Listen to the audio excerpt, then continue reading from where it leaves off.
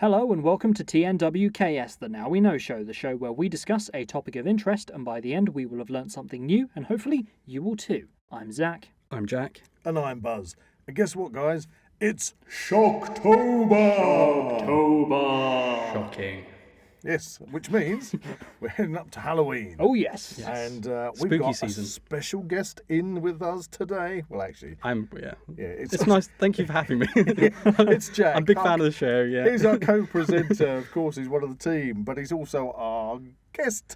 I've nominated myself as a super fan. We did Superfans on the last episode, but because it's Shocktober, we're coming straight in there with something Halloweeny. Spooky. And Jack, you kind of kicked this one off, didn't you? So Yes. what are we doing in this episode? The Exorcist.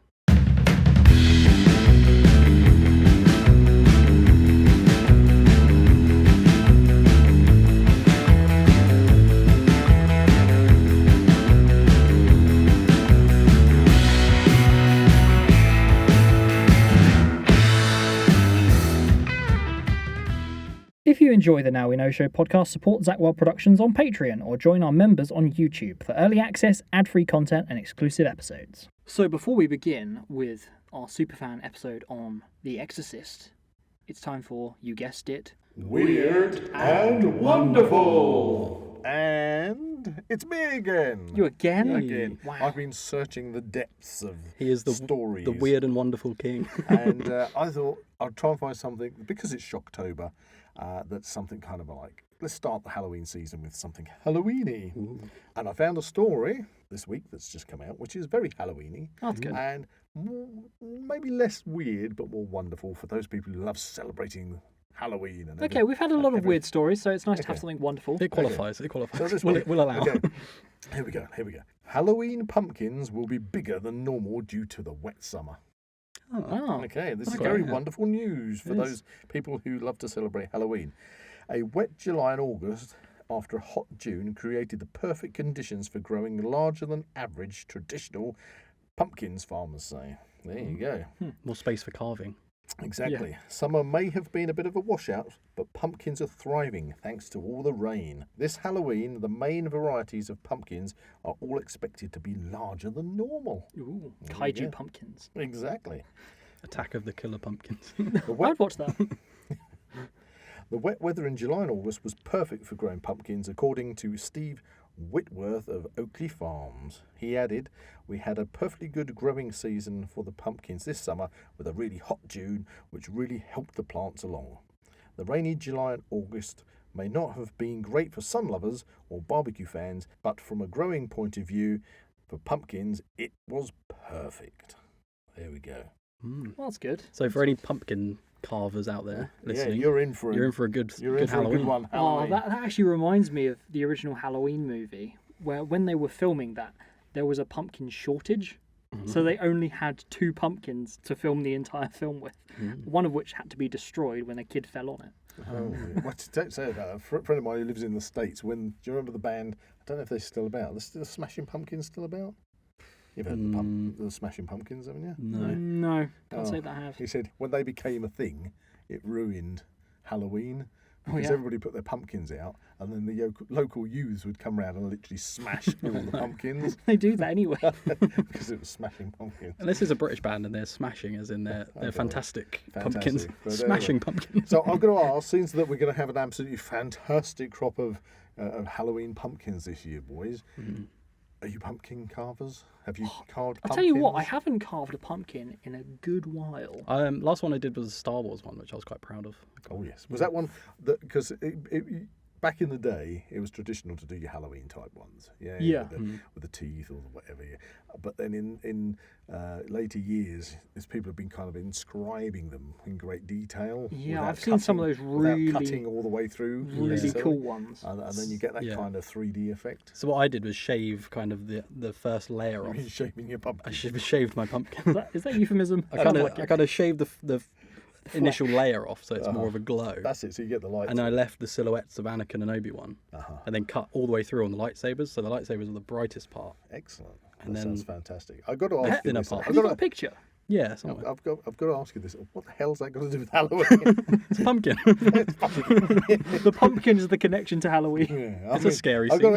I've got to say Halloween, and we're not doing Halloween one today, but Halloween is a kind of an odd one for that, because since Halloween is a European tradition that went over with the Pilgrim Fathers and everything, seems a bit odd, but with everybody, because they were Christian, everybody went over there to America and then started the American development of Halloween, and it's come back this way now. And now, of course, you've commented on it before, where Halloween, when I was a kid, was all about horror monsters and werewolves and witches and vampires and things like that, and Frankenstein's monster. But now it's all, let's dress up as a spaceman and a nurse and A cat. A fairy. That's a classic American one. It's all kind of a bit odd, really, but there you go. Anyway, on with the show. That's the weird and wonderful story. So Big pumpkins. we are talking about The Exorcist. Now, Jack, this is your field of expertise on this one, isn't it? It would seem so. That is why I'm here today. You are designated super fan. So we're doing superfan, primarily Exorcist superfan, yeah. not on the wider branch of horror superfan. I think we'll keep it, yeah. Keep it. I'm wearing the Exorcist t-shirt, Yeah, so we have he to is. kind of... And I'm surrounded at the moment I made by... the mistake of saying, Jack, you're not wearing a Warner Brothers t-shirt this week. Oh, that would have been good. But then he said, but it is a Warner Brothers It's a movie. Warner Brothers I movie. should have worn my Freddy Krueger jumper.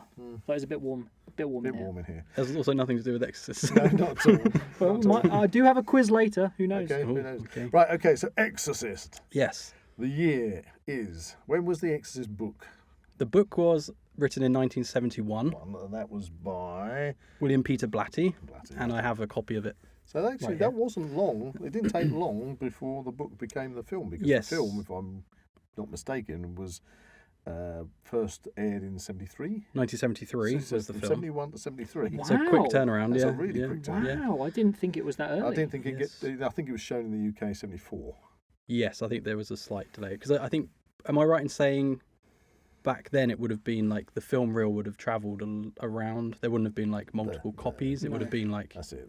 It's not like a nationwide release. It's more of like it comes to your... the cinemas back in those days had to wait until it actually arrived. Yeah, in. yeah. So by the time it got over here, it was obviously a year later or whatever. So, the sort of thing that sparked this idea for this episode was that me and Zach actually recently went to see a 50th anniversary screening in Stevenage Cineworld of That was The actually Exorcist. really good. Yes, I've got to yeah. ask. Obviously, you've seen The Exorcist prior to going there. A few times, you What could say. about- What about you, I've Zach? only seen, prior to the screening, I've seen bits and bobs. Mm-hmm. Like probably the iconic scenes So this was the most sort of complete version Yes, that you've seen. that Okay. I've ever seen, yes. Right. And that was really good. Really Yes. good. I really enjoyed it. I know your interest has peaked since that screening, which is really cool. So that kind of sparked the idea of me sort of talking about it. This is probably I will say early in this podcast that this is probably my favourite horror film of all time. Wow. Bold claim. It's a bold claim. And one of the reasons for that is that when I was very young, I did catch a part of this film while my sister was watching it, who's 6 years older than me. So she was like more intrigued in watching it. She was that little bit older. So a lot of horror films I saw secondhand from her or just caught on the TV while she was watching them. And it really, really terrified me. That's good. Being sort of, I must have been about 7 or 8, so Okay. still pretty young. That's young to see The Exorcist. Yes, and my sister was like, "Oh, it's really funny. It's an It's old, really it's, funny. it's an old film. It's not that scary." And I'm thinking, I've got to disagree on that. It's an old film bit with The Exorcist. I mean, this is I'm quoting like Yeah. I know, but, I mean, for those familiar with it or for those not familiar with it, a lot of movies do look dated.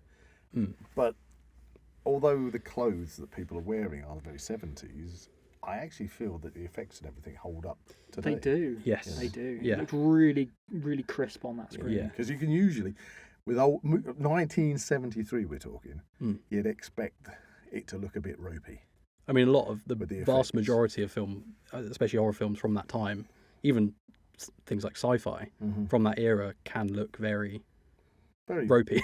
Yeah. Especially when the original film footage has been Remastered. Yeah, and restored. Yeah. You know, Speaking because of, was The Exorcist that we actually saw on the screening, Was that remastered at all? Okay, we're jumping ahead. Okay, sorry. One thing at a time. Let the superfan take the lead. So yeah, I saw this very young, Mm-hmm. parts of it. I only probably saw the last maybe 20 minits, but I Okay. never saw the very end, Okay. which we'll get to about the very end later on. Okay, yeah. Okay.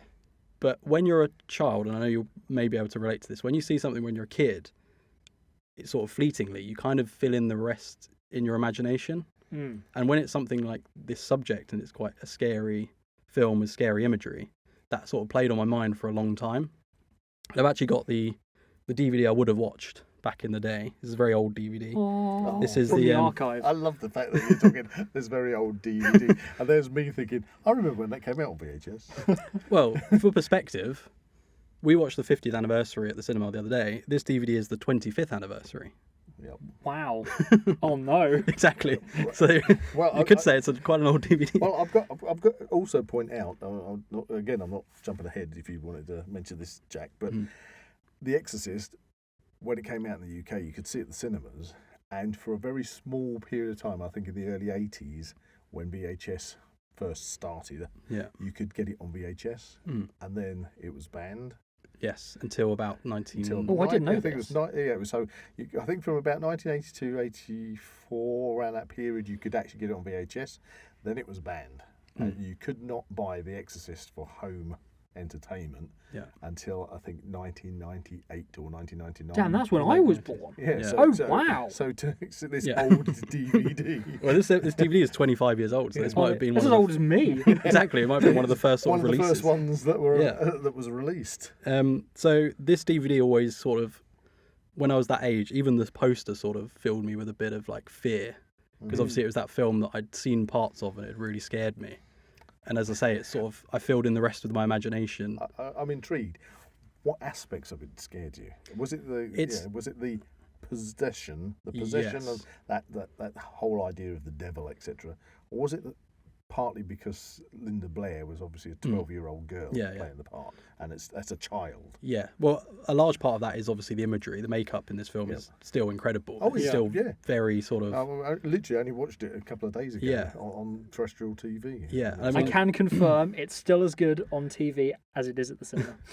the makeup effects obviously on Linda Blair are amazing, and they're very iconic, and they've been sort of, I guess, parodied and redone many times. I think even French and Saunders and people like that. Yeah, Scary Movie, Repossessed. There's so many. It reminded examples. me a lot of the kind of makeup and prosthetics from Evil Dead. Yes, similar. which I didn't think I of would until say recently. The Evil Dead probably took a lot of inspiration from The Exorcist, as probably many movies did Yeah. came after. But as I say, I only saw the sort of last 20 minutes, maybe 15 minutes. So I had no sort of prior context to what was happening. Right. So I hadn't Literally, you've just come into a girl in a bedroom. Yeah, exactly, who's yeah. severely at this point possessed by a demon. exactly. I'm speaking in like a very husky voice. Yeah, in tone. I'm not sure we can really quote it in this That was episode actually because it's that was a rather... lady that did the voice. It was, yes. She was drank numerous She was alcohol I can't think of and her name, smoked cigarettes and things. but she was a very famous radio star. Yes. She and- really damaged her voice to try and get the kind of raspiness. So there was no modulation or anything No, on that. she- That no, was no. that She- was somebody. She was a Wow. very famous radio star. I do apologise for not remembering her name. And I think one of those sort of small facts about the movie is initially she didn't want to be credited for it. Interesting. Yeah, she wasn't credited, I don't No, believe. she wasn't credited originally. Yeah. In fact, you need to have a look on your Mm. on your case of your DVDs to see if she is. But later on, when she found that the movie had been so successful, then I think it was for fear of her taking out legal action against them for not crediting her, Yeah. they did end up crediting her. So she now, if you watch the credits of the movie, she will have a credit on it. Yeah. And originally, she didn't. I believe Factoid moment. I believe a similar story is for the Pazuzu face. We're going to say Pazuzu. Okay, Pazuzu. For So the who's audience who Pazuzu? hasn't seen The Exorcist, I recommend you go and watch it before you listen to this podcast. Who's Pazuzu? Okay, we'll get to that. Anyway, the demon face that demon sort of face. subliminally pops up through a lot Yeah. of the film is also a lady in makeup. I thought that was a man. Yeah, so a lot of people think it's a man. Hang on a It's- second. Is that gosh, that It's very. creepy- It flashes. Yeah, but you Yeah. also have the model of Pazuzu, don't you? The statue. There's a statue. Because that appears right at the end as well, and it's like Reagan is like like this on the bed. Yeah, and it's you in see the background. statue initially in the Iraq sequences at the beginning of the film, Yeah. and then later on by the bed. Yep. And Max von Sydow's character, Father Merrin, does pick up a sort of broken head of the Pazuzu statue as well. Yeah, that's weird, because later on in the film, at the bottom of those steps, doesn't a character pick up the statue head? Well, And how does that get there? well. Do you want to... Okay, so this is where my super fan comes out, because Go you're on. wrong. What? Oh, okay. It's not the statue head. It is a lump of clay that Reagan, obviously throughout the film, is seen modelling a lot of things. She models a tortoise. At one point, she models a bird for her mum, all using this clay. If you've seen the film, you'll know the scene of the desecration of the statue of Mary, Virgin Mary, which is clay. So that's Oh my god! So this is how Kinderman, the detective, Yeah. puts two and two together. He finds the lump of clay at the bottom of the stairs where Burke has been killed, puts two and two together. She's been using the clay that's also the desecration of the statue of the Virgin Mary. I did not... That is only just clicked for me. Yes. I was wondering why I thought that was just random people who did that. No. So it's not... Wow. So, yeah, so Reagan is obviously the one who's been desecrating the statue with the clay. And in the book, actually, as I've been reading the book recently, the scene kind of plays out slightly differently. Kinderman visits Chris McNeil's, Ellen Burstein's character in the film, but in the book, Chris McNeil, and runs his thumb across one of the statues and takes a piece of the plasticine under his thumbnail, Mhm. and then uses that piece that he's taken, sends it off, and it gets confirmed as being the same clay that's used in the desecration of the statue. So it kind of plays out slightly differently in the book, but that's what that lump of thing is that he picks up. Huh. Some Wow. have also theorized that it's like a model of a dinosaur, because you can see like a lot of drawings of dinosaurs and things behind her. And why would that be? Well, it's just a model that she's made. Okay. It's not really important what the sort of shape of it is. And then others have said that it may be like a crude interpretation of the Pazuzu head, possibly. Because that's what I thought it was. I Yeah. thought it was that head of that little statue at the beginning. So it's a lump of clay, and that's how he sort of puts two and two together. Oh, that's really cool. So there we go. That's cleared that up. Interesting fact, from Reagan's room, it would be absolutely impossible for the priest Yeah. to actually go out the window and go down the staircase. I mean, he does sort of fly out at an angle, but yeah, he must But have... the window is 40 feet away from the top of the staircase. You got a good run. So what they did was they had to Build. build a false frontage on for the window shots. Oh, yeah. Outside. So when you see Oh. the exterior of the house, that whole left side of the house has just Isn't been real. made up. No way. To Yeah. make it to give it the perspective of how he managed to get down the stairs. Just an added set, basically. Wow! See, Wow, factoid. factoid. Because without that part, Coming he would have thick had and to fast like, today. He would have had to fly out the window, hit the deck, over the driveway. roll 40 feet, and then go down the stairs. I did kind of get that feeling that it would have been quite a way. Yes. Anyway, there we go. It's really interesting. So I can't remember what we were discussing beforehand. Well, we were basically, you were telling us about your childhood experiences yes, of initially seeing this. Yeah. So another thing that did stick with me, your question from earlier, was that Pazuzu face, that makeup of sort of white face with the red eyes and the... I guess I don't even think you really see its teeth. Does it have sharp teeth? In my mind, I kind of fill in the gaps. Because I'm it's kind of so, seeing it with. so Yeah. brief and it flashes up, doesn't It's it? supposed to be subliminal, and there are a few throughout the film. There are a few sort of subliminal flashes of the Pazuzu face, as well as I actually noticed one in the screening that I've not noticed before. Was when Chris McNeil walks through the door into Reagan's room. There's a flash of the statue on the back of the door, and I didn't notice this. I've not noticed this at all. I've only seen a clip. When she leaves the room later on in the film, the statue is standing behind the door in real darkness, and you can only really see it if you sort of up the brightness of the actual footage. Wow. But there is a full statue standing behind the door, which I've never noticed before. So that's a kind of cool Lots of Easter things. egg. I've got to say at this point for everybody listening, The Exorcist. Let's look at actually what it is. It's about the possession of a child, isn't it? It's Yes, that's the for part. people that don't Yeah. know what the actual plot line is. Yeah, so it's interesting because that is sort of the main part of the film that people remember is the possession and the exorcism scene. Whereas that probably only makes up sort of 25% of the film. Yeah, it's kind of like the really. last bit, isn't it? The main, those sort of iconic moments happen sort of towards the end of the film, whereas the beginning of the film is this sort of agonising build-up. Gradual setup. Yeah. It is like quite I don't want to say chilled, but it's quite. I don't want to say slow. Well, Slow-ish. yeah. So one of the It's things that build-up, isn't it? one of the things I love about this film is the pacing and the build-up, Yes. because it's not afraid to show all of these like medical solutions to what's happening to Reagan. Yes. And she has so many sequences of scenes where she goes to the doctors and she gets treated, and they're saying all the machinery going around her head and everything. yeah, and they're saying that she has mental illness or possibly a brain tumor, and they throw all of these things at her mum, Chris, throughout the film, that it sort of builds up to this point where they have to resort to the exorcism. It's only like a very last resort. I recall the mother when she's the one who starts to call for an exorcism, but the Yeah. wasn't the priest. So Father Karras is the one she consults. He's still saying that they need so much evidence. Yeah, and what he at that point he's still saying that it's not, isn't he? One of the lines I think that's quite important is when Chris is talking to Father Karras, and she says about doing an exorcism, and Father Karras says to her, "You probably know as much about possession as most priests," and that kind of makes you realise that this exorcism thing isn't like a common occurrence. It's very much a rare thing that's not happened for many years. It's died out, hasn't it? I've got to jump in here. The book itself is actually meant to be based on a true story. It's based on a true story, yeah. I don't know too much about the actual real case, but I do know it's sort of... Was it in 1948 or somewhere around like that? Yeah, something, yeah. Maybe that's a conversation for another day. Yeah, well, it's a story that William Peter Blatty stumbled upon in like an article, and then sort of filled in the gaps and made the story up himself. And I think, I may be wrong, but I think he was kind of struggling with his own faith, and he was kind of trying to figure out what he believed at the time, which kind of comes across in the book, because there's a lot of this tug of war between like science and religion all the way through. Even in the film, it's the same thing. Yeah.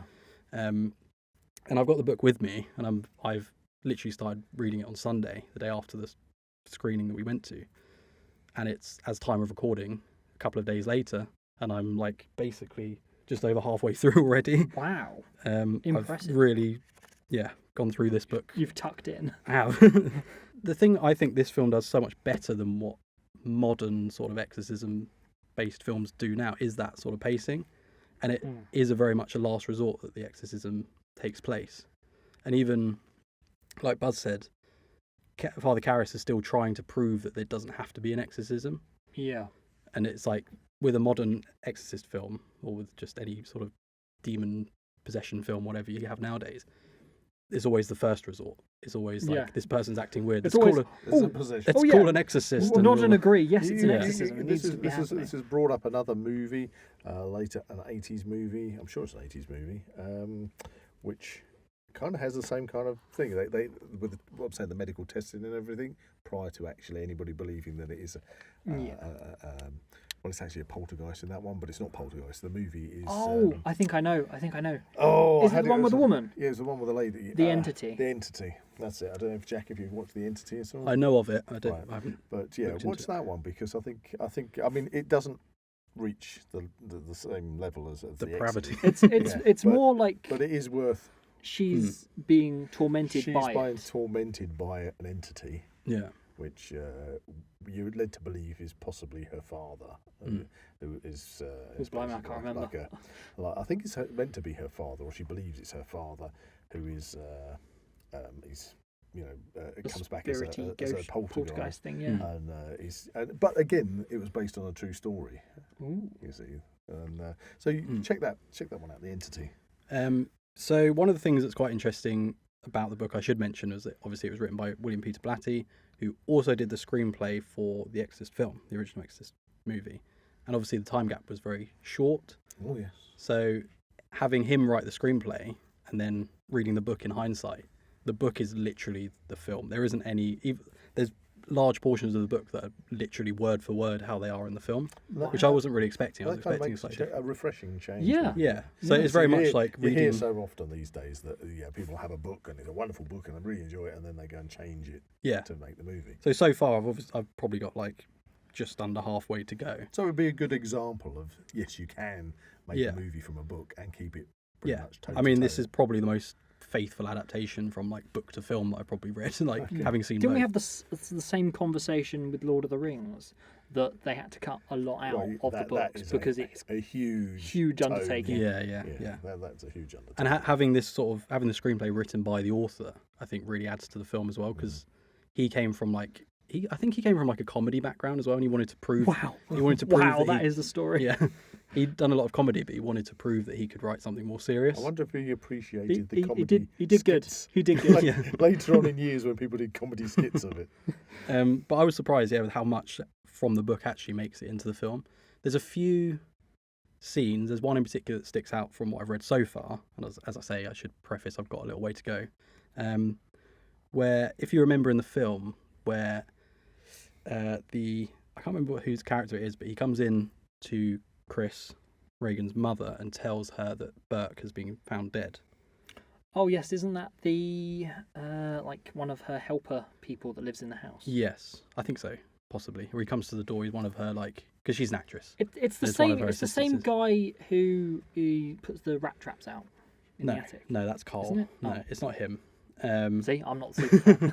It's definitely not him. But anyway, she's told about Burke's death, and then the scene is cut by Reagan walking down the stairs backwards, spider walk, and then she sort of vomits a lot of blood, and it's quite a graphic scene. Yeah, I remember that. In the book, she's speaking to Sharon, who is Reagan's tutor, who's in the house, the younger girl. Yeah. Is that who she is? Yes, and as she's speaking, she realizes that Reagan's next to her on all fours, licking her ankles. Oh, okay. In the book, which kind of took me by surprise. That's slightly different. Yeah. But then I found out that they did actually film that sequence, and you can actually watch that version of the sequence. Really? Yes, and I'm glad they cut it out, because it's Do you know where you can watch it?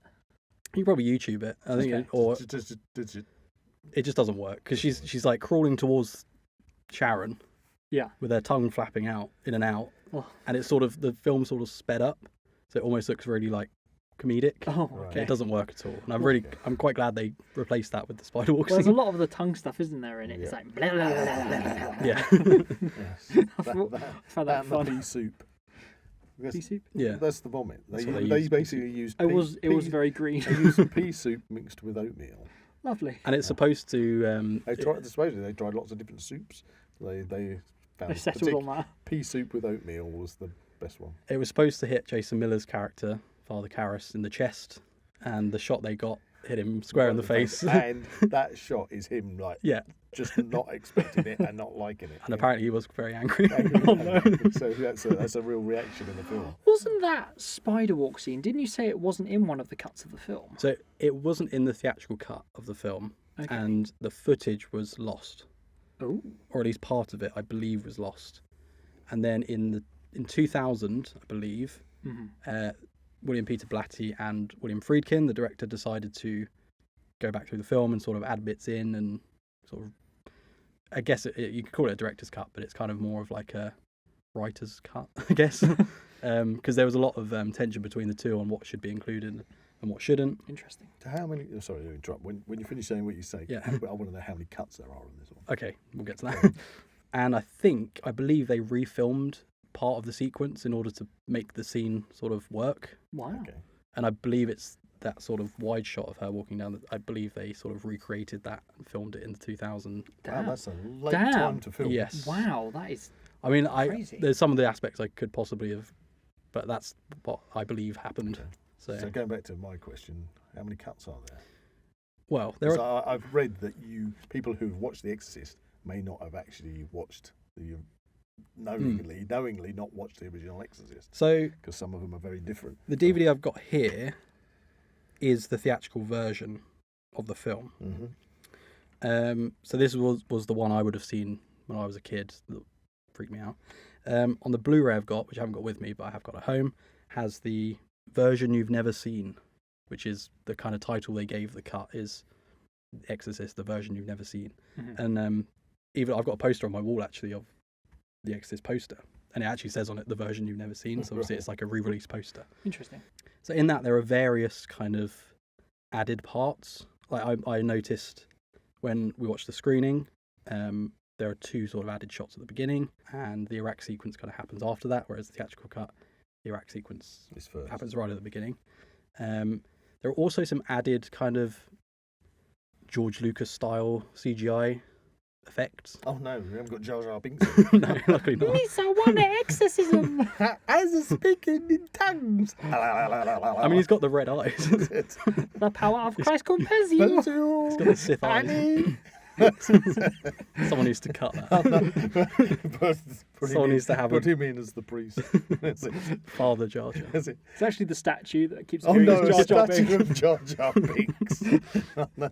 How's this got to Jar Jar Binks? Somebody's going to have to put Jar Jar Binks' voice over Reagan. AI can do that nowadays. No. Oh, blimey. Misa going to throw up on you. Your mother's in here with us, Annie. Would you like to leave a message? I'll be sure she gets it.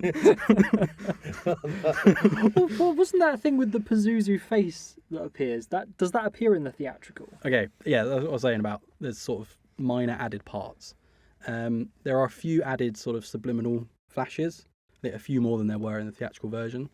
One of them is, which I don't actually really like that much, is when Chris arrives home, Reagan's mum, and the lights are flickering, and she sort of walks up to the camera. It's quite a nice sort of close up. The lights flicker once more, and there's like a mini sort of Pazuzu face. Isn't that in the kitchen? Yeah, on like the hob. That's it. Yeah. And I don't really, I don't know. It doesn't fit for me personally. I don't like it. And then later you've got that one behind the door, which I believe could have been added in the director's cut, but I'm not 100% sure. Obviously, you got the theatrical, the spider walk scene, which isn't in the theatrical, but is in the version you've never seen. The hypnotism scene, where they've kind of got Reagan early on in the film. They've got Reagan sitting in the chair, and they speak to Reagan, and then they speak to whoever's inside Reagan, the hypnotist. Isn't that Mr. Captain Howdy? I'll get to that actually. I'll get to that.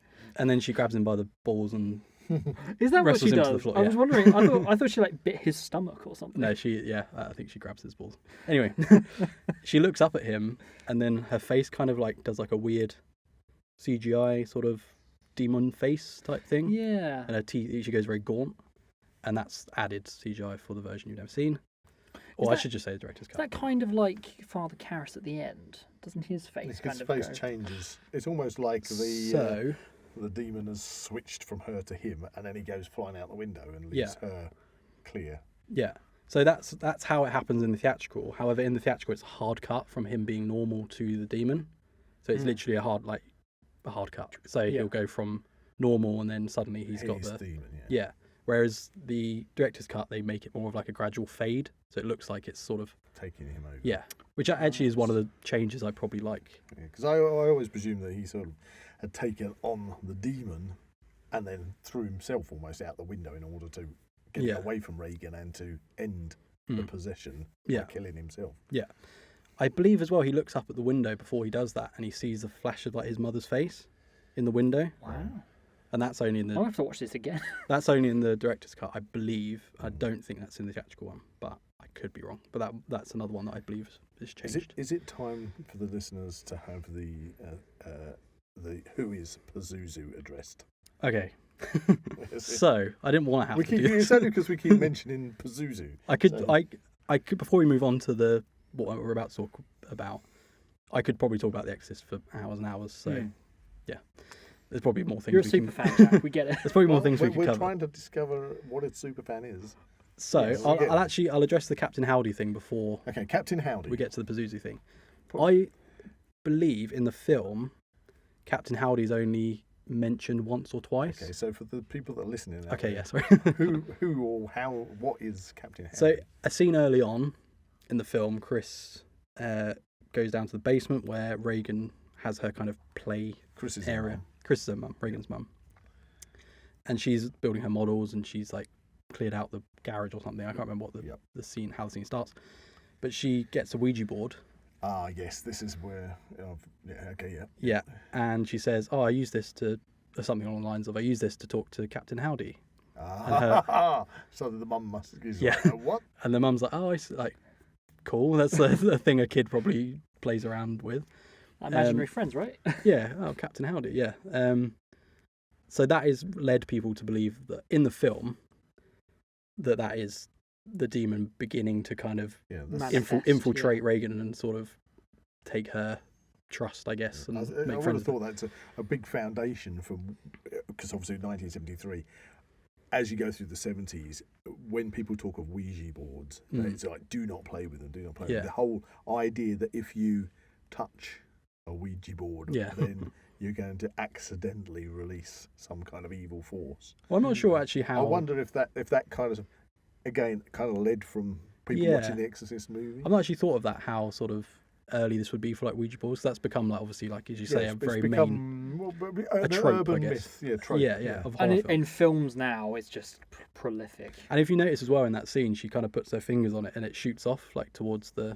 I think it says no. I can't remember what the question she asks is, but she puts her fingers on it and it sort of shoots off across the board. And her mum sort of looks at it as if it's a bit strange that she managed to make it do that. That is pretty strange. But to my knowledge, you could correct me, I don't know, but to my knowledge, Captain Howdy's only mentioned once or twice. Yeah, it's not that much. It's more towards the beginning, middle section of the film. However, in the book, they refer to Captain Howdy a lot more, and it kind of becomes like his own, almost his own character in a way, because Reagan always talks about how she's like, Captain Howdy's been pushing me, or he's been hurting me, or he's been shouting rude words at me. Right. So Captain Howdy is obviously... Yeah. So in the film, it's a lot more subtle, whereas in the book, it's quite obvious that... I think people who I've seen online have said Captain Howdy could be the devil. Haven't read the book. I could put that down to that, because the book very clearly states that he is some form of entity that's infiltrating Reagan. In the film itself, Reagan, the voices say, "I am the devil." I'm the devil, yes. So, leads us on to Buzz's question about Pazuzu. Pazuzu is never mentioned in the original Exorcist film. It is mentioned in the book. So, in the Iraq sequence, when Father Merrin finds the Pazuzu statue, it's clearly stated what Pazuzu is. I think because Pazuzu is a real god in real mythology. Factoid. And I think they, I could be wrong, but I think they use it. They sometimes put the image of Pazuzu on like pregnant women, or it's like some sort of. I don't think it's as evil as it is in the book, and it's something to do with like the god of disease and I can't remember. We're but gonna have to look into that. Yeah, so the actual Pazuzu in real life, I'm not sure what it sort of represents, but I know it's the real thing. Pazuzu's never mentioned in the film. Only ever mentioned in the book, right at the beginning so far. As I say, I've got a bit more of a book to go, so it could come up again. I was actually surprised by that, because I've heard people refer to Pazuzu like out of context. And I was like, I assume that's from The Exorcist. Yes. So this is where, unfortunately, we have to talk about the sequels. Which, if any Exorcist fans out there are listening, you'll know that the Exorcist sequels are not great. Yeah, I've seen the second one. I have memories of the second one, and it doesn't stand out to me as... Yes. So, Pazuzu is mentioned in the second film, Exorcist II, The Heretic, which is rubbish, to be honest. Don't they go back to Iran or something? Yes. So, basically, the kind of premise of Exorcist II is that they've kind of built this like sort of psychic machine that if you put you can kind of, how do I explain this? It is a very difficult film to explain, but you can put like your dreams into someone else's head. Oh yes. So a priest is hired to, another priest, separate, not included in the first film, is hired to investigate the death of Father Merrin, who was killed at the end of the original Exorcist. Yep. You never actually see him get killed. No, but you see him dead. And Reagan's sort of on the corner of the bed looking like, and then she starts laughing, which is a really cool scene. Yeah. Didn't need to explain any of it. Well, one presumes that I presumed there's a scene where he's in the toilet and he's taking a tablet. Yeah. I assume that he has heart issues. Yes, so I always assumed that he basically at that point had a heart attack. Yeah, which is played on in the second one as well. So there's like this machine where you can hook up your mind to someone else's dream. So the priest decides to use this on Reagan, because she has no memory of what's happened in the first film. So he can go into her dreams and see what actually happened. It's a very silly premise, but this is what they decided to do. And he sees Father Merrin sort of having his heart like kind of torn. Do you know that is Ish. ringing? Yeah, yeah. Well, it's to ringing me, a this bell. sounds really interesting. The original. So That she's sort of like, yeah, this image of either torn or being his heart being squeezed or something. yeah. So, yeah. So how the scene plays out, Reagan is dream sharing, I guess is probably the best way to describe it, with a psychiatrist who is Nurse Ratched from One Flew Over the Cuckoo's Nest, which is quite interesting. She sort of starts bugging out and kind of going too far into the dream or whatever. So the priest decides to put it on to go into the dream, and he sees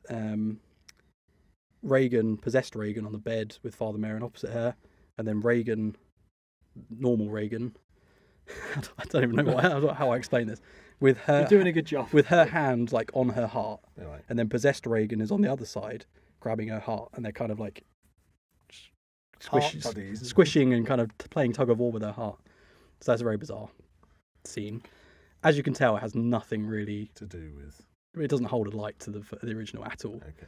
But we do see Max von Sydow return as Father Merrin, Really? a younger Father Merrin, and we see his escapades in Africa, which is mentioned in the original film. Probably, I think only once. I think they say Yeah. we call him Father Merrin because he's the most recent sort of account of an exorcism. He'd spent 6 months or a year doing an exorcism or something in Africa. In Africa, yeah. And they kind of breeze over that, don't they? They're just Yeah. like, he's the one to call. He's the guy. He's the Ghostbuster. So we see that happen, and there's a young African boy with a demon in him, and they actually, I will say, a slight kind of positive is that the makeup they use on the African boy is quite similar to the Reagan one, so it's kind of quite freaky, I guess. The directing isn't anywhere near as good, so it doesn't work as well. But he then says, "I am Pazuzu" in the voice of Reagan. So that's the first time it's mentioned. That boy then grows up to be James L. Jones, Oh. who is some kind of weird locust preacher god person. Is that? Who also turns into like a jaguar. You sent a GIF to me the other day. Is that from this film? Yes, so that's James L. Jones dressed in his locust. Witch doctor. Well, he dresses as a locust at one point, and then he also dresses as like a panther. Oh right. And he in that clip I showed you, he sort of roars and then turns into like a panther. Okay. Yeah. Okay. However, Okay. in the second film, Yep. we learn that Pazuzu preys on like special kids with special abilities. Right. So I don't like that because it kind of negates the idea of the original film being that she's just a normal kid Yeah. who just happened to have But they open the way. Yeah, they try and kind of play on the fact that she's maybe like psychic and things, and it doesn't really. It shouldn't. I think if you're going for the scare Yeah. in a movie like that, you to say that it can happen to anybody. Yeah. If you do this by you're just playing with a Ouija board or you do something that you're open to Yeah. possession. If you've got to be certain special, then that means it's not quite so scary because Yeah. you want to think it could happen to anyone. Yeah. And Yeah, William Friedkin says something quite profound, I guess, when he says that this isn't the Alien or this isn't like Jason or Freddy. It's a normal girl in a normal like country with a normal family being possessed by the devil. Yes. And that's sort of what lies in that sort of unsettling, creepy atmosphere that the film has. So that sort of sums it up. It's interesting though because if we say being possessed by the devil, or it's probably better surely to say a demon or Yes. a devil, not the devil. But she also speaks in different voices, as like Latin Yeah. at one point. Yeah. Like on the recordings, it's more than one voice is having a conversation. So, And Greek, I think she speaks so you Greek kind as of well. assume that it's kind of demons. Maybe That is one thing I have read about, is the fact there could be more than one demon in Reagan, sort of fighting for control. Yeah. And we hear, obviously, they say like the devil is cunning and it will try and play on your mind. Don't listen to it. Yep. And it gets to Father Karras when he starts speaking Imitating his mother. in his mother's voice and saying, "Dear me, dear me." Yeah, he sort of starts. Why do you do this, Stevie? Yeah. Actually, in the book, that's another thing. In the book, we don't see. Actually, no, I think we do. The mum gets taken to the asylum because she's kind of going a bit crazy. But then they say that she died in her apartment, so I'm not sure. Maybe she got taken back. Possibly, yeah. And then died. So it kind of plays similarly. Didn't That's Father the Father health service Merrin? for- Didn't he say that?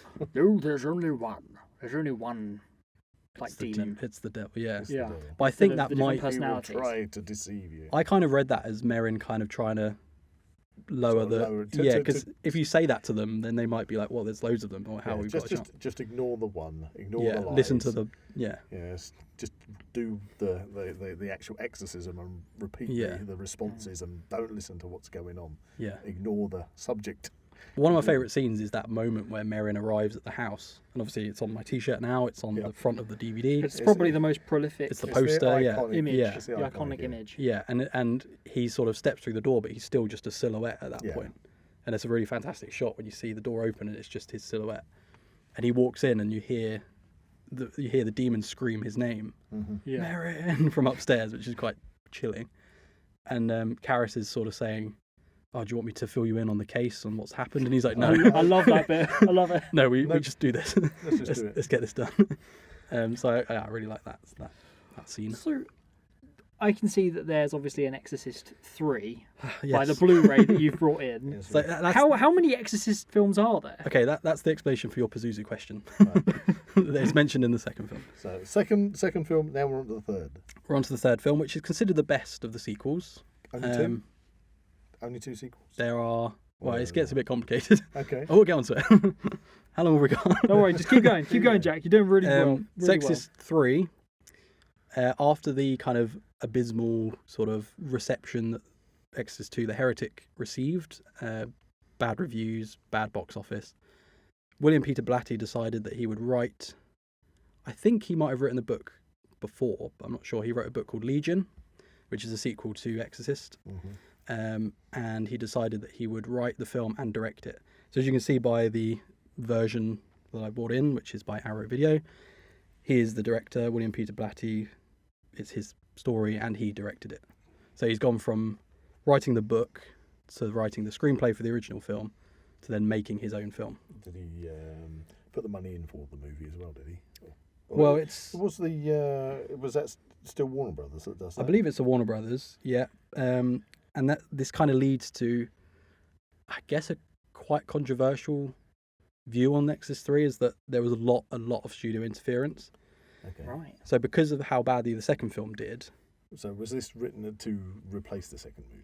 this was kind of to try and rescue the, add- the franchise. So this Yeah. happens after. Yes, the yeah, second yeah, one? yeah. So the second one is, I guess, Is it considered canon to this? yes. Well, it's Exorcist 3, so it's Okay. not.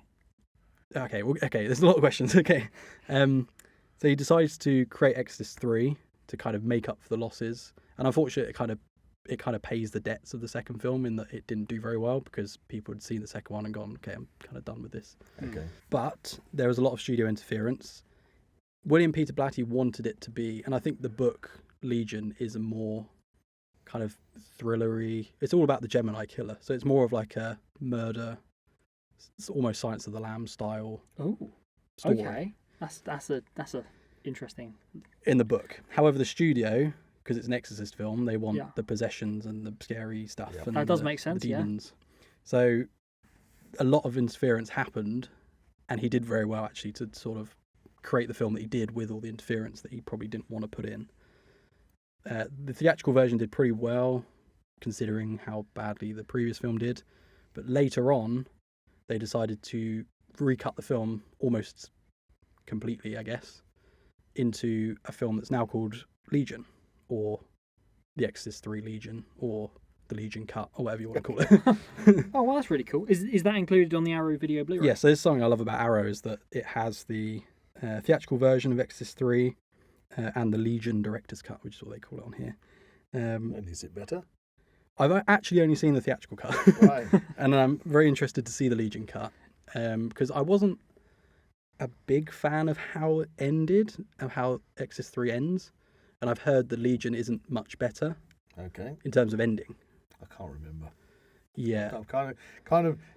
I don't know. I kind of feel as if I've seen all the Exorcist movies, Yeah. but I haven't revisited them. But we also, interestingly, get the return of Father Karras and Kinderman, but played by a different character. Kinderman is the main character of How Exorcist do 3. you have, is it a flashback type of thing? No, it's set, How's it's set after. So how I thought Karras was dead. Well, you have to watch The All Exorcist 3. Oh. Like he was on the ground and his hand was moving. True, yeah. His hand was moving while he was lying. Well, any That was a lot of blood, though. That was a lot of blood. any fans of the Exorcist franchise, I guess, or at least just if you've only just seen the original film, I definitely recommend seeing Exorcist 3. I can't recommend the Legion Cut because I've not seen it. But now you've gone down a notch on your super fan. I know, because yeah. you haven't seen it. I know, and I haven't finished the book. I mean, Oh dear. what do I know? I mean, Is this come the first time on. you've read He's the been book? carrying this Is this the episode. first time you've read the book? This is the first time I've read the Right, book. so Yes, see you guys. I have had it for a while. I've just never. But dipped into it. he seems to know the Exorcist Yes. film intimately. Yes. Yes. So- So It's really cool. we had the Legion Cut, which I haven't seen, but is included in the Arrow video. Shout out to Arrow Video. They're very good at their They are. releases. So yeah, it's kind of an anomaly, I guess, Exorcist 3, in that it's kind of the third of a trilogy that's quite underrated. No one really talks about it much, but it's considered pretty good. There's apparently, well, I say apparently, I've seen it, but there's a scene in it which is considered to be the greatest jump scare in film history. I think I've seen that. Isn't that the one with the shears. The shears, Yes. yeah. So apparently that's one of the kind of scenes that people remember from the film. Yeah. There is an exorcism at the end featuring Father Karras, but I won't spoil too No much. spoilers. This one. I won't spoil too much, but if you have a chance to see it, because it's quite readily available as an Arrow release, I would recommend you. Right, so going Seek out. back to the original Exorcist, are there any factoids or interesting things you can tell us about it? Ooh, okay. One interesting fact. I've actually got loads. Go on, tell us. Tell us. I have one more question about it, by the way. Oh, we'd ask the And there are question. two more films. Then ask There the- are two more films. And a you see. TV series and one that's coming out. A trilogy that's coming out. Okay. Wow. Anyway. One of the facts I learnt recently, actually, while reading the book, was that Marlon Brando Oh, I know that one, yep. was originally cast, well, not strictly cast, but They had considered him in, considered, yeah. considered for the role of Father Karras. Yep. In the book, ironically, Kinderman actually says to Karras that he looks a lot like Marlon Brando. So you can see why William Peter Blatty probably wanted Marlon Brando to play the character. That would have been a funny joke. Yeah. That actually went. So that's a little kind of factoid. Another one is that one of the male nurses in, I believe, the second sequence of Reagan's medical tests is actually a real-life serial killer.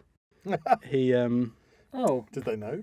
not at the time, Well, they didn't know. and I think a lot of his killings were after he made the film. Right. But he Damn. was a serial killer, which he killed. He preyed on a lot of gay men outside sort of gay clubs and killed a lot of gay males, which then inspired the William Friedkin film Cruising, starring Al Pacino. Right. So same director as The Because at the Exorcist. time it was made, the crew felt that the set was Yes. would be the correct word, possessed, or there was Cursed. That's it. Yes. Hmm. So yeah, so that's one of the things, one of those stories that kind of feeds into that curse thing, the fact that they cast a real life So serial You killer. don't want to accidentally, because there's, assumedly there's different nurses in that scene. He does have a line, I believe, when he says, like, Reagan, if you could hold your head still. I'm pretty sure he has a line. Oh no, it's that guy. Yeah, the younger Oh doctor. no. So yeah, he's a Damn. bad guy. Gosh. But I've watched a documentary about the film being cursed. It's on Shudder, if anyone's heard of Shudder. Is that particularly valid? Is it cursed? Well, I don't believe so. I don't know. It's an interesting story. I think I think it was more publicity. publicity is the main thing, yeah. I think 9 people died while making it. Burke's character, the actor, died obviously before the film even came out. So he kind of, much like his true character, died. Karras's mum, the actress who plays her, died during the filming. The set burnt down, apart from Reagan's bedroom, which was untouched, Oh dear. which again feeds into that kind of... Mythos. Linda Blair was quite badly injured on the winch thing that was kind of flipping her forward and backwards. Oh man. Ellen Burstyn. Are you sure it's not cursed?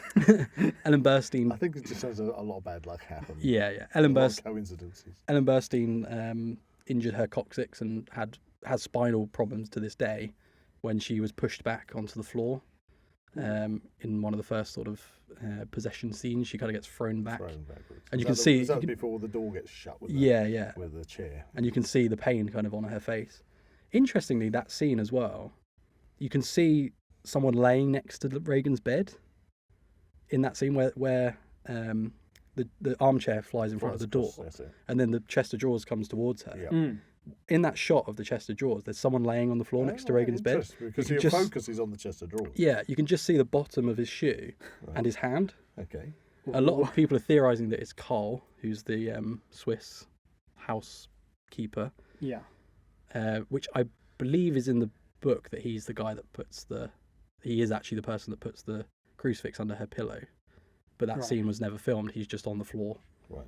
So that's kind of an odd. Now, was that Anomaly. intentional, or was it just the guy like from behind the scenes? It was somebody who's lying Well, it could pushing the old air pump to make something. It could be, but he's kind of laying on his. It's an odd position to be laying in. So that's kind of another thing that's sort of. But again, about the curse, I believe it probably was a lot of just publicity, and a lot of these things added up to being like, "Ooh, this film is cursed." A lot of people say the devil is in the film cell and things like that. So I have one more question Okay. about. Only one more.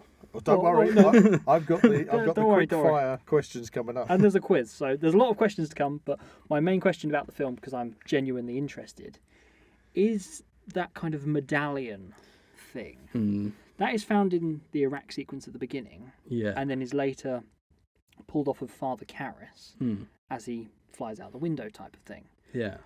Is that also in the book? And is there any explanation as to how that suddenly? So Around far, his neck? interestingly, so far in the book, I'm probably like, let's say 60% through the book, no mention of the medallion at all. Right. I think it was a visual thing from Friedkin that he decided to do. You can kind of read into why he decided to do it. Yeah. I think it's more of like not subliminal, but kind of like a metaphorical thing. I think I did do a bit of research on this. Yeah. And I did discover that there was actually a backstory to this medallion. Well, it's actually in the next film we're about to talk about. It does actually recur. Oh, So, wow, it comes back. Yes. So I'd read into that at your own time about the Okay. medallion. Okay. I believe it's Karras's mum's medallion though, which kind of adds an extra kind of level Ooh. of yeah. Oh, okay. Because I think once she's passed away, he then puts it on him, and that's when Reagan pulls it off. Yeah. And it's theorized that that Pazuzu needed to take the medallion off of him in order to then possess him by the end. Right. Clever. But again, I'm not. Interpretation. Yeah. Open to interpretation. It's not like I'm a fan or anything. I don't know. I can't answer these questions. You're surrounded by all these Exorcist I'm just things. a casual. So, Were there any more films? yes, there were 2 more films and a TV show. Did you want to quickly? have a I can little chat quickly go about over those.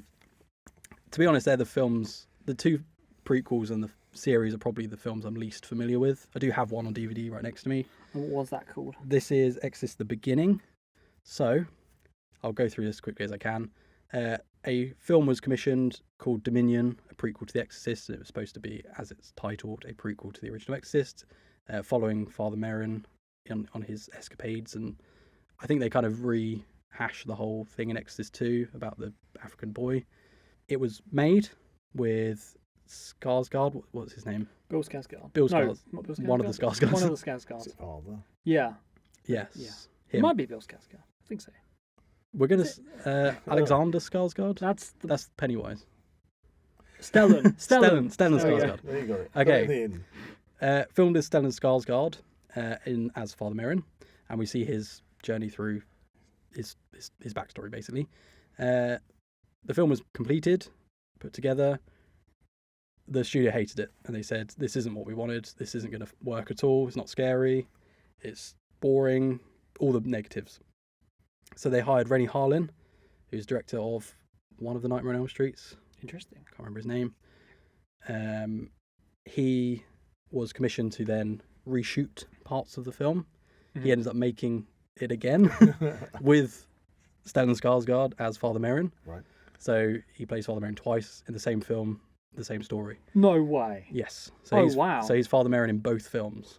So wow. So Dominion failed. They remade it, which is what I have here, which was retitled to So- Exorcist: The Beginning. So does the original is this one the still fifth one? exist or not? So you can still watch Dominion, and the reason for that is this one flopped. So then decided to release Dominion anyway, which also flopped. So they very Wow. much So they're the Yes. 2 movies. that is really they're the interesting. 2 prequels. Very odd that there's 2 of the same film. Basically, Featuring the same actor. Yeah. same actor. So they go from everyone else is completely different. All the other actors are I completely don't think different. I've seen those. I can't recall. All the those other at actors are completely different, apart from Stellan Skarsgård, who's Father Marion in both films. It's the multiverse. It's the beginning of the multiverse. Yeah. That's what it is. So 2004 was this one. Yes. So obviously Dominion never got released because they didn't like it. So they made this one. I'm surprised because that's, in relatively speaking, that's not that long ago, because that was at the same time as your Lord of the Rings movies were out. Yeah. So Yeah, I kind yeah. of think that a movie like that should it was like 20 years register ago. in my brain has seen it advertised, and I just don't remember it at all. One thing I actually prefer in this version is that you do see the Pazuzu statue again, whereas in Dominion, there's there's quite a lot less sort of connections with the original film, and you can see why with this one, that they wanted to connect it to the original because that's what people wanted to see. So this one was released in 2004, and then they decided to re-release Dominion in 2005. So it's just the year after. Oh, right. And then you mentioned a TV series. Yes, I think that's everything about the prequels. I don't think there's much else really notable about them. They're pretty. Are they worth a watch for those curious? I think it's worth just. Because I would if you're a certainly movie watch them. fan, I think if you're an watch it. Exorcist fan, And a movie Yeah, watch fan. them. which I'm growing. I'm growing to I be an think Exorcist I want fan. to see these just for my own pleasure. Just to out of say. curiosity, watch them, Yeah. but don't take them as gospel. Okay. Okay. Dominion is considerably harder to find, as is Exorcist 2. However, you'll probably be able to find them in various dwellings. I'll So try. Internet TV drawings. What did the TV series do? Did that follow the same script line, or was it just called The Exorcist and it dealt with lots of different people being possessed? So, interesting you say that. In 2017, the Exorcist TV show came out, which was disguised as a reboot in that it kind of follows very similar beats to the original film, Right. with a mother and a daughter. Yeah. The daughter becomes possessed. I think they hire like a cool priest and like an old priest, like a cool hip new priest to get all the kids in and perform the exorcism. And it's very How did bloated. One season? 2 seasons. Oh, it managed 2 seasons. Damn. So in the second season, you find out that the mother is actually Reagan. Oh, right. Okay. So, So she's not played by Linda Blair. She's played by a different actress. but that's kind of like. Therefore, obviously, if she was Linda Blair, You'd know exactly. you'd know yeah, exactly yeah. that. So that was kind of a. So the mother of this daughter who's being possessed is actually Reagan, and she's suppressed all the memories, and she's like, "Oh, this happened to me." And Good. it, And that happened. That's the second series bit. yes, which I believe actually came out very recently. Okay. Spoilers for anyone who's watching the series because that's a big Is spoiler. that an Amazon, Netflix, Disney? I think you can get it on physical media. I've seen it. You maybe, yeah, we'll be able to I find just it. wondered who actually produced. I'm that not series. sure in terms of what the production company was. I think by this point Warner Brothers had kind of ditched it Yeah. after the failure of the last 2, Right. which brings us to The new modern one. day. The new one. So we have very recent, well, as of time of recording, within the next couple of weeks, we'll have the new Exorcist Believer, which I think looks really good. Is this a new movie? Yes. This is a new film. We saw the trailer for it. I will Yes. say. I will say you're messing up my 6 quickfire questions at the moment. You'll find Oh, out. we'll answer them anyway. So we have Exorcist Believer, which I'm really looking forward to, and it is part of a trilogy. So there's going to be Exorcist Believer. If it does well. If it does well. 2025, we're having Exorcist Deceiver. Believer, Deceiver, Transceiver. That's the And then third one. Exorcist 3, or It's got a rhyme. it's untitled. Exorcist Untitled. They haven't thought of the title yet. I think that's really interesting. I can, Deceiver. I can imagine as we're in late 2023, as of time of recording, we have Believer. 2025 is Deceiver, so I'd imagine maybe 2027 we'll have the It's third. done by the same guy who did the Halloween trilogy recently. Yes, David Gordon Green. Yeah, that's the name. So he's taking on The Exorcist. And that was to be quite honest, a I mixed, think mixed received a trilogy. A trip to the cinema is coming up, lads. I'm very, Another one. Jeez. I'm very cautious because I like the look of Exorcist Believer. I think the trailer did really well. It actually plays on an original band trailer. If you have a chance to go on YouTube and look up the band Exorcist trailer, because it was too scary and too epileptic. What's the word? Epilepsy. Photosensitive epilepsy. Yeah, there's a lot of flashing images. That So it was banned, and there's a lot of scary Pazuzu faces, and they actually play on that in the new Believer trailer, where there's the same sort of effect, which is really cool. And you obviously hear the famous music. And is it a direct sequel to the original? Yes, so this erases everything from Exorcist 2, Onwards. Exorcist 3, I believe. Yeah. I haven't seen it. Obviously, it's not out yet. But from what I know so far is that it's just a direct sequel from the first one. We have the return of Ellen Burstyn as Chris McNeil, which is really cool. But as I was saying, I think I really like the look of Exorcist Believer. However, the last Halloween film did disappoint me. Yeah. It disappointed me. Halloween And ends. if they're going to do a trilogy Yep. of the same people, I hope that they kind of finish off the trilogy well. It's odd because it was literally from the get-go in 2018, there's going to be a new Halloween trilogy. And I liked the first two. First two, it kind of gets, after the second one, it goes downhill quite fast. Yeah, so I'm hoping this... The third one, I don't get... We talked about it last year, didn't we? Yeah, go and listen to that episode. Yeah. But, yeah, so Okay, hopefully that's something for us to look forward to. this Exorcist Untitled third in the trilogy, I hope sticks the landing, and I hope Exorcist Believer's good. Personally, I think the only way you can pull something like that off these days is do a Peter Jackson, film them all at the same time. Back to back, Back while to back, you've got the same cast. Because you've got all the same cast, Yeah. and by filming them back to back, because you're probably filming scenes from all three movies in disjointed order, you're going to keep the same kind of level of energy up. Yeah, and that was the problem But when with you the do third a Halloween movie- movie. They just didn't know what to do with But it. when you do a movie and then you go look at the box office takings and see how it goes, And you have to stretch it over 3 films. then that's when it starts to fall apart, or it can do. Yeah. So that's sort of it. That's a We're good up to wrap-up. modern day. Can I jump in there with a couple of little factoids? That I want to get out. I mentioned obviously it was banned in the UK for home sales. Mm-hmm. That was mainly because it was Linda Blair was only a 12-year-old girl, and Yeah. they felt that it appealed to children to watch it because it had a young girl. It was Right, a okay, child. that's... And Warner Bros. Actually hired bodyguards for her because the sort of extreme Christians. In America, the extreme Christians, they were worried that she was going to get. I mean, sort she of did attacked. a stellar performance in the Oh, movie. yeah, I mean, considering unbelievable, she yeah. was 12 years old and to be able to perform the way she did, Yeah. I mean, absolutely crazy. Absolutely crazy. Another little factoid is that she, her first time she said her obscenities while Max von Sydow was in the room, he forgot his lines because he was so shocked at what she was saying. Because these days everybody puts that down to you see like memes of I can't think of the actress's name, but from Kick-Ass, and Chloe Grace Moretz, saying that she's the most foul-mouthed Yeah. child actress, and you're thinking, have you not Yeah, seen The Exorcist? It's like people saying that Gal Gadot is like the first female action hero. I'm Yeah. like, come on, Ripley. Come on.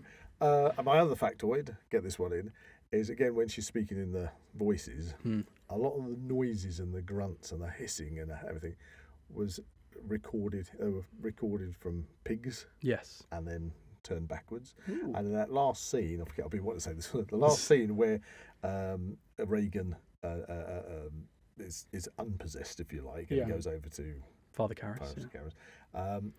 The sounds used in that scene were a load of pigs being taken to slaughter. Yeah. Which apparently is a biblical. There's a biblical meaning with pigs as well, which I think was sort of adds to the subject. How that adds a lot. And to add on to This is the fandom I'm liking. the DLC onto your little factoid there. While he's at the bottom of the stairs, there's a graffiti on the left-hand side of the stairs that says something pigs, Right. fight pigs or something. It definitely says pigs. That's Buy bacon. that's the one word you can read. It says pigs written No in vegan. It says pigs written in red graffiti. Right. Right. Well, that is bringing me on to my 6 quick-fire questions for our special guest, Yeah. who is proving himself to be a bit of a super fan. When He is Also, a super fan. also on the pig thing in the book, she makes a lot of animal sounds, like she neighs and barks and Right. hisses like a cat and things. Oh, very interesting. Right, are you ready? Are you, Also in the you haven't had another one. in the book as well, You can't stop turning him off. Somebody. because it's a book. Yep. They can do a It lot. doesn't make sounds, books. No, in my mind they It's do. in your head. It's Captain Howdy in my brain. Captain Howdy's in your brain.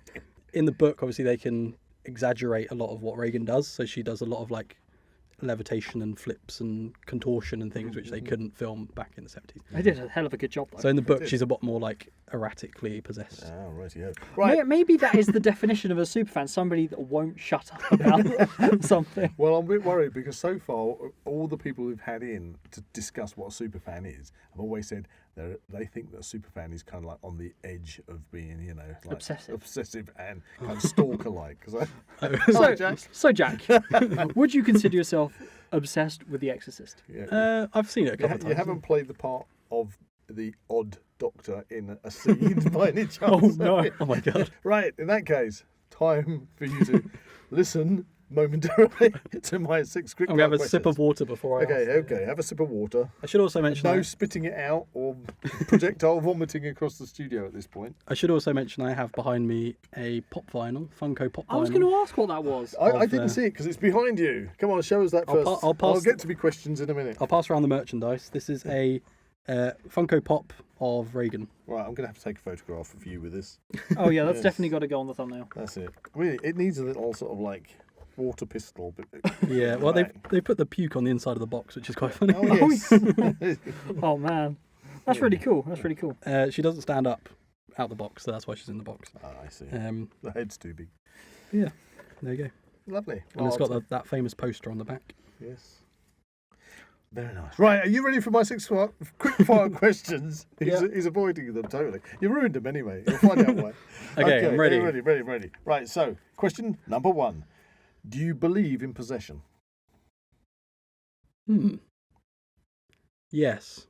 Okay, number 2. Because, sorry, All right. just to add on that, Yes was fine. in the book, they actually talk a lot about how possession could still be a mental illness, and that if you're aware of possession, then that could manifest, and you think you're possessed when you're actually not.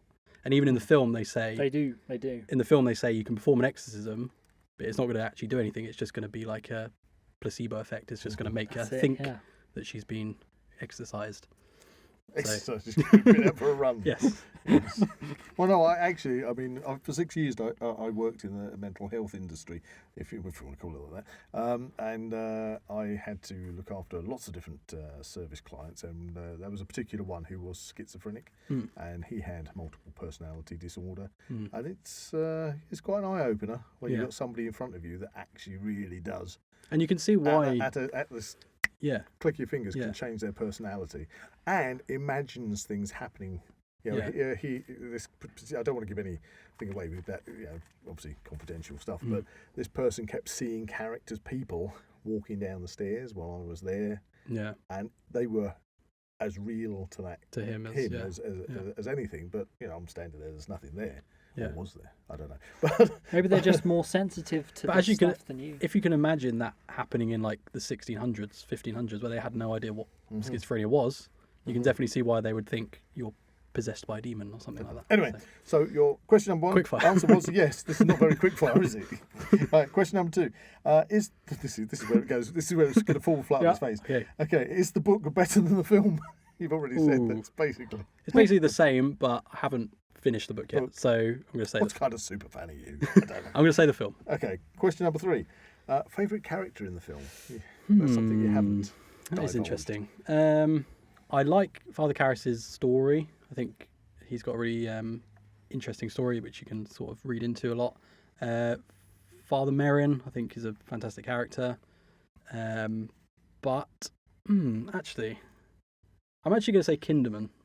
Having read the book, I quite like his.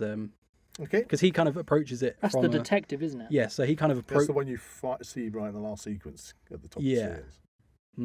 Yes. And you kind of see him. You see the events that are happening from his perspective, which are a more like detective perspective, as opposed to a priest, which is looking at it from a religious perspective.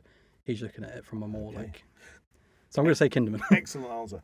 Question 4: do you think they should do a remake? You've already answered that one. No. They shouldn't. They shouldn't. They could do sequels as much as they want because they'll never get it right. Okay. Never remake it. So what you said is we're getting a sequel then? Yes. Right. Okay. So Exorcist didn't ruin my question. No. So Exorcist Believer is a direct sequel to the original, and it ignores all the rest. Okay. So therefore, you don't think they should remake the Exorcist? Don't remake the original. Okay. 5. What's your favourite scene in The Exorcist? Okay, there are a few. There's a few. Pick one. Pick one. My Come on, favourite. we got to go home. Still got a quiz. Still yeah. got a quiz I've got to do. two. Okay, I'm going to Okay, say both. Father Karras first walks into Reagan's room, and you see her kind of in her makeup for the first time. She's got the tube in her nose, Oh yes, I know that. and that's when she says, the "I'm." wheezing. Yes, yeah. It's like Regan's in the room with us. Oh my gosh, yeah. I wonder why he was floating. As his head spins around. And that's where it starts sort of toying with him. Really like that scene. The room was actually very cold, which is why you can see their breath. Yeah. It's between that or when Father Merrin first arrives at the house. Okay. Okay. Question 6. Obviously. Yeah. Last question. Projectile vomit or head spin? Ooh. Headspin. There we go. That is pretty creepy. Do you want me Yeah. to explain? That's it. And that was the 6 quickfire questions. Thank you very much for that one, Jack. And now we are over to... Let's get quizzical. Let's get Yay. quizzical. Quizzical. I want to get quizzical. Let's get into Exorcist. quizzical. Let's get your exorcism on. The power of Christ, Christ compels compels you. The power of Christ compels Okie you. dokie. So this is a Let's Get Quizzical quiz that is based on horror movies. Okay. Oh, it's not about the Exorcist. Well, it might be. It might be. 10 questions. You can either work against No, each we're other gonna be a or team. together. Yeah, we'll be a team. We're going to be We'll a be a team. team. Okay. Give it to me, buddy. keep my winning streak going. That's it. How many points do we need to win? How many questions? 10. 10 questions. So we need 10 to win. 10 to win. Okay. 100%. It's a harsh Cool, quiz. there's 2 of us. Yeah. 5 Okay, each. I'll try and keep score. Okay. Listeners at home, you can... Play along out there. Play along at home. What year was the original Friday the 13th released? Ooh. 1980, I believe. Yeah, I'd say 1980. Correct. Yeah. Well done. That's one. I'm quite good with film dates, I think. Okie dokie. Got a bit harder now. Question 2. Name the Cenobites in the original Hellraiser. That'd be Pinhead. They don't actually have names. Ish. Or they have I'm assuming that people just gave them names to refer to them. I think there's lead Cenobite. Because this is going to be a trick question because it's Zach. Yeah, it's probably it's like Don't overthink it. Second son of a Yeah. Don't overthink We'll it. say I don't know. Pinhead. Because Okay, if we're yeah. not, we know we're right if we say You Pinhead. had Pinhead. Did you have Chatterer in the first one? I think Chatterer was there. Yes. You had the piggy one who was fat, Butterball. Butterball, and then was the other one called Vagina? Or something? Vagina neck. It was something like Vagina. Oh, Christ. I can't remember what. Don't overthink it. Okay. It's credited very generically. Okay, so it's going to be Cenobite, Cenobite. 1, 2, 3, 4. Yeah. Come on then. Well, I can tell you the official name. Come the on. official name was Deep Throat. Oh, not Vagina neck. No. So they're the names they were given later on. Whereas in the original Hellraiser, they were just Cenobites 1 to 4.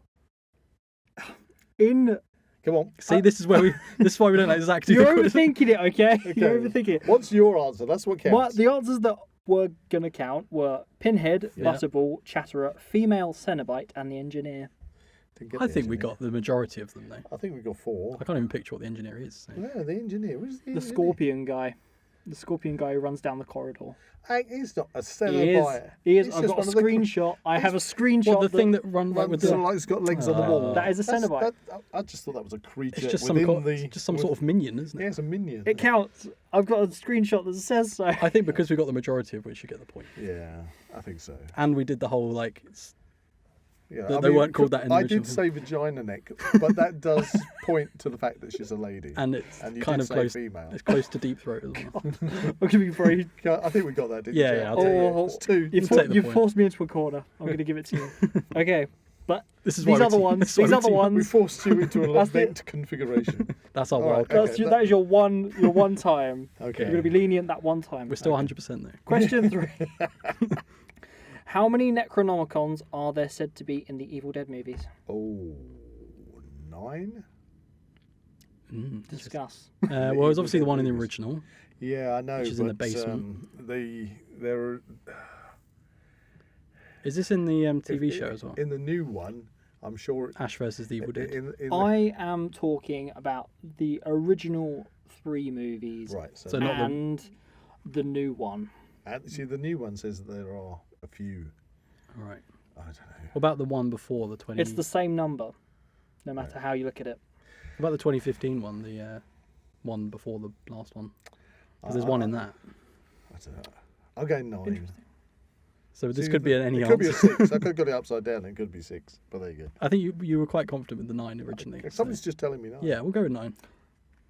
Incorrect. Oh, It's 3. is that all? Yes. It's just 3. Yeah, 3 in Army of Darkness, and then they specifically say that there are 3 in Evil Dead Rise. Okay. So there should be 6. 1 down. It's the same 3, okay? All right, we're 1 down. Who is the character Scary Terry a parody of?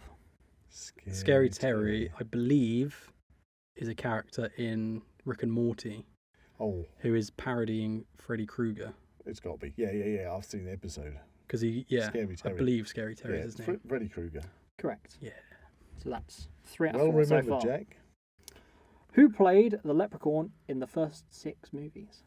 The Leprechaun. Well, that's Warwick Davis, Warwick I Davis. believe. Correct. We're on a roll. Where's me gold? Has it also got Jennifer Aniston in it? And Yeah, the very, first very movie. young. And who's the other chap? Oh, yeah, there's a chap. This in the isn't a first question, by the way. You're Yeah. just thinking about this. We're just giving you a Oh, super gosh. fan one. question. Come on, Zach, you know who was in the first movie? It's Jennifer Aniston. And there's a chap in there, a well-known actor. No? I haven't seen it in ages. Oh, right, okay. Warwick Davis. Warwick Davis. Okay, question 6. How many video nasties were there on the original list? Ooh, I don't that know was a what that. lot. I don't know what that is, so I'm gonna leave that to 30 you. I or don't know what that 60. is. So Video, right, so I video know what a nasties- video nasty is, but I don't know if there's any no, list. originally, you had people like Mary Whitehouse. You probably wouldn't know the name, but she She cancelled Doctor Who. yeah, Well, she tried to. she complained about all sorts of things all Yeah, the I time. know. And when videos obviously became popular and it was much easier for people to get access to these kind of things like the Evil Dead and I'm sure probably a Chainsaw Massacre and things, they were all deemed video nasties and then put on a banned list. And so I would presume it was the British Film BFI that then made this list of ones that you couldn't get in the video store, a banned list. Cool. So you reckon there were 30? Oh, it could have been 90. Oh, God. There was a lot. That's quite a big. I have had a look at this list, You did mention it the other day. and I do want to watch all of them. Yes, we need to do the list. I'm going to say 50. I don't know. I'm just chucking my 2 pence in.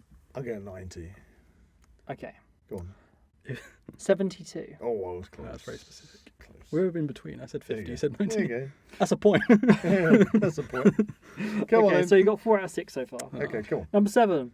What film franchise is the Sawyer family associated Oh, with? The Sawyer family. That's not Texas Chainsaw Massacre, is it? No, I did. Sawyers? They're not the people who own the farm, are they? Is it because it says saw in it? Sawyer. Saw? Texas Chainsaw? No, yeah, it's because Leatherface has got a chainsaw. I'm just thinking of... could it be that? Sawyer. what's Or the is it other one I'm thinking is it of? the what's it called? Oh, What's the one with the house, the haunted house that they made loads of? Do you know which one I mean? Amityville Horror. Amityville? Do you think it might be? Possibly. Because it's a family. There is another one that's coming out. I'm trying to think. Are you of liking another this quiz It's so not far? The Exorcist. Because I'm Can enjoying it. narrow that one down. one. Oh, there was another one that, and I can't think of the. Is this a whole franchise? Are they in all of them? It's not in all of them. Right. So So it'll probably just be in the original one, I'd imagine. It's in most of them. there's another one. I can't think of it. Well, this They changed the name in a remake. these. So you got Voorhees family. That can't be Friday the 13th. teenagers. It's always teenagers. I know they go to this place where there's this weird clown guy, and then they go off and they find this Is this a dream you had? It sounds like it. family that are living out in the woods. Oh, the Rob Zombie God. thing. Oh no! Go on. No, I haven't had an answer. Go on, yet. yeah, I need an answer. My answer was I'm going to stick with the Chainsaw Massacre. I'm just thinking. You've got to agree on an answer. And here, there are a guys. family, aren't they? They're a family. And they're in a few, like that. Go on, Grandpa. Grandpa. Grandpa. I'm pretty sure he says Grandpa Sawyer. Grandpa Sawyer. Let's go with it. While he's trying to lump You're hammer. going with Here we go. Texas Chainsaw Massacre. Yeah. You are correct. Yay! I just felt right. Yeah, well done. Okie dokie. Question 8. Yep. This is a multiple choice one. Christopher Lee is famous for having 0 lines in which Hammer Horror Dracula movie? Dracula. Brides of Dracula, Always multiple choice. Taste the Blood of Dracula, Dracula Prince of Darkness, or Dracula AD? Dracula, Prince of Darkness. That's the first one, isn't it? I'm sure it is, because if I recall... Wouldn't he have lines in it? If I recall, when Christopher Lee first played Dracula, obviously Peter Cushing was also in the movie, and I remember it being said that Christopher Lee burst into Peter Cushing's dressing room and said, "I can't believe it, I haven't got a single line in this movie." And Peter Cushing turned around and said, "Well, I've read the script and you're the lucky one." I've heard that story. So I think it's Dracula, Prince of Darkness. Interesting. What were the other ones? Brides of Dracula? Brides of Dracula? No, it wouldn't be that one. No. Any reason why it wouldn't be that one? Because he's got brides. Further down the line. He needs to talk to his brides. Taste the Blood of Dracula? No. That's one of the 8 later ones. Isn't that one? It's either that one's with Johnny Alucard or Dracula AD. Or Dracula AD. That's the one where he goes to the 70s, isn't it? Yeah. Is it? There's one. There's a couple. There's Dracula AD is 70s, and I think Taste the Blood of Dracula is Isn't where it they called... find a bottle of his blood in like a bric-a-brac shop. Isn't it Dracula AD 1970 something? Could be. I think that's the one with Johnny Alucard. Is the title of the film Dracula AD? Yes. Yeah, and then there is a date after it, but that would give that away. 72. 1972. Why would that give it away? Well, that would help you. That's 1972. I'm sure it's AD. We'll go with your 72. answer. I'd probably listen to... Go on. What was your answer? Dracula, Prince of Darkness. That is the correct answer, but that He's was dubbed. actually the third Dracula movie. Right, so it was the the second first. one being Brides of Dracula, which does not feature Christopher Lee. Right. So his first appearance was the third one. No. That was his second appearance as Dracula. What's the first one called? Dracula. Okay. All these stupid subtitles. Just go Exorcist 1, 2 and 3. Come on. Okie dokie. So you got 2 questions wrong so far. Okay, well, we're not too bad. We got 8 then. Yeah. Yeah. We've still got more, I think. Yeah, 2 more. 2 more. Two more. We got 6. Name David's friend in American Werewolf in London. Oh, Jack, I think, Jack. isn't it? yes, Jack. Jack, I didn't mean to call you a meatloaf, Jack. Because he got his whole face is like clawed Yeah. off. You I think get, it's Jack. you get an extra point if you can get the surname. Oh, it's going to be Jewish type of name, isn't it? Jack Schwartz. Goldstein. Yeah, Schwartz. Jack Schwartz. I have no idea. Come on, give I us think we a name. got Jack though. That's a Jack. point, isn't it? Yeah. Oh, we need an extra point though. We might save this quiz. Yeah, you might be able to save it. The last question might be 2 points. Well, I'll wrestle him to the floor. You Google. Jack. Google is not allowed. Jack. Jack. Oh, because the when talking about the police, they say the something boy. Yeah, I'm referring to the lad. His friend Yeah, Jack. they do. Jack was found dead. Wilder spin. Jack was. Oh, Jack. No, I can't get it. No, No. you're just going with Jack. Go We'll with take Jack. the point So if it is Jack. you are correct. It was Jack. The second name was Goodman. Good. Oh, I one. said Goldstein. I wasn't far off. It starts with G and ends with N. That's not the favourite name these Okay, days, is it? final question. Final Okay, question. Final question. Name George A. Romero's unmade zombie movie. What? It's the one that's currently in the works at the moment. It's going to be something of the dead, isn't it? Okay. Surely. Right, we got Night of the Living Dead. Dawn Morning of the Dead. After. Morning after the... Dawn of the Dead. Shaun Day of the Dead. Land of the Dead. We got Land of the Dead. That's already made that one. I thought we were going through them all. Yeah, Land of the Dead. Yeah. If you can list them, I'll give you an extra point. Okay, so Okay. we got Night of the Living Dead. Yeah. Dawn of the Dead. Day of the Dead. Land of the Dead. Land of the Dead. The Dead. Is there Diary of the Dead, one of the later ones? You don't have to get them in an order. You can just name them. Diary of the Dead. Sure, that's one of them. I don't know. It's unmade one. We get an extra point if we get more. How many more have we got? Got one more before the one that's the answer. Don't overthink it. The Living Dead. Get out. That's underthinking it. Oh, crikey. Surprisingly, it The does. Dead. It does apparently link to Diary of the Dead. Was I actually right with that one? You are. Wow, I plucked that out of nowhere. I think there's a character that crosses over. Filofax of the Dead. Yeah, you wouldn't know what Filofax is, would you? You're too young. You keep talking about it all of the time. Do I? Hmm. Well, that's zombie flesh eaters. No, that's not okay. not in the context of zombie That's films. great. It's got It's just a shark. It's got a word. zombie attacking a shark. Zombie with an eye. That's By me Dario talking. Argento. That's me talking. Come on. You like Dead of the Dead. bushcraft and... Camp of the Dead. Survive the Dead. Survival of the Dead. There you Survival go, of the Dead. Jack. Survival of the Dead. So name them. List them all out. Okay. Go. Night of the Living Dead. Dawn of the Dawn Dead. Day of Day the of the Dead. Dead. Land of the Dead. Diary of the Dead. But there's one and before that, he said. Survival of the Dead. And Survival. But he said there's one before that. That was Diary. So we were right. We got all Yeah. of them. What's the other one? What's the new one? The new one. Survival of the Dead. No, that's the latest one. What? There's one after that. That's the answer to the initial question. Oh, so I thought Survival of the Dead was the answer. Bushcraft of the Dead. No. Zombies of the Dead. Preppers of the Dead. I don't know. Sea of the Dead. That's it. Land of the Dead. No, we've had Land of the Dead. City of Underground. Dead. City of the Dead. It's a film we all hate. The word. It's of the dead, but it's a film that we all hate. Highlander of the Dead. No, Highlands is a good movie. It's the second one that's good. Highlander 2 of the Highlander 3 of the Dead. It's a movie that we all don't like. Sparkly. Oh, Twilight of the Dead. Correct. Twilight of the Dead. Correct. Is that what they're making Twilight of the Dead? Yeah. They should have come up with a better title than that. We got the Twilight Zone. I'm all sparkly, Annie. Brains. Brains. Okay, so Watch The Lost Boys. It's a better teenage vampire. so you made up one extra point there, Did so you we? got 9 out of 10. Yay! How do we get an extra point to win? How many Friday the 13th movies are there? 12. There you go. Oh, crikey, I've got to count now. Wait, How did I it go? think it's 12 because there's Jason X, and then you got Okay. that's 10. Yeah. That's the first 10. We're losing listeners here, guys. Come on. And then you got the remake and Freddy vs Jason at 12. Damn.